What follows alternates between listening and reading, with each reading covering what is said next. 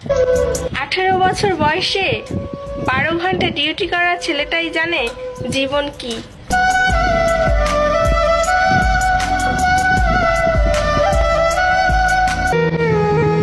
মেয়ে হয়ে ভাবতেছো ছেলেরা কত স্বাধীন, ছেলে হলে বুঝতা রোদে পুড়ে কাজ করা কতটা কঠিন।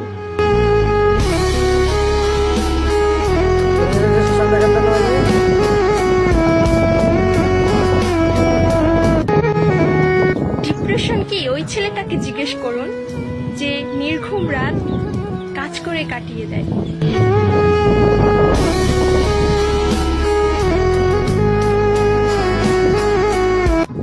ছেলে মানে নিজের চাওয়া পাওয়াকে চাপা দিয়ে প্রিয়জনের চাওয়া পাওয়াগুলোকে পূরণ করা।